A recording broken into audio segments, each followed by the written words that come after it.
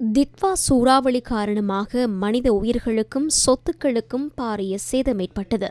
மண் சரிவு மற்றும் பலத்த காற்றினால் மத்திய மலைநாட்டில் முக்கியமான இயற்கை வனப்பகுதிகளில் 134% அழிவடைந்தன.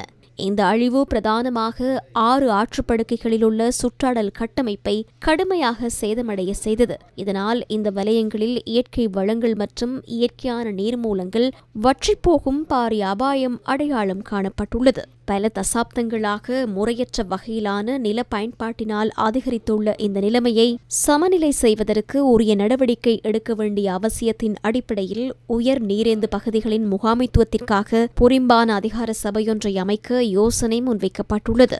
மோசமான காலநிலைகளுக்கு ஈடுகொடுக்கக்கூடிய வகையில் இதனை மேம்படுத்துவதுடன் நிலைபெற அபிவிருத்தி இலக்குகளுடன் பொருந்தக்கூடிய வகையில் இந்த பகுதிகளுக்கு நீண்டகால பாதுகாப்பு வேலைத்திட்டங்களை முன்னெடுப்பதே இந்த அதிகார சபையின் நோக்கமாகும். அதற்கமைய 3 கட்டங்களின் கீழ் முன்னெடுக்கப்பட உள்ள திட்டங்களுக்கமைய உயர் நீரேந்து பகுதி முகாமைத்துவ அதிகார சபையின் நிறுவன வியூகம் மற்றும் செயலாற்றுகை விடயதானங்களை பரந்தளவில் அடையாளம் காண்பதற்கு தொழில்நுட்ப நிபுணத்துவ குழு அமைக்கப்பட்டுள்ளது. இதற்கான சட்டமூலத்தை தயாரிப்பதற்கும் இந்த அதிகார சபையை அமைப்பதற்கும் அமைச்சரவை அனுமதி வழங்கியுள்ளது.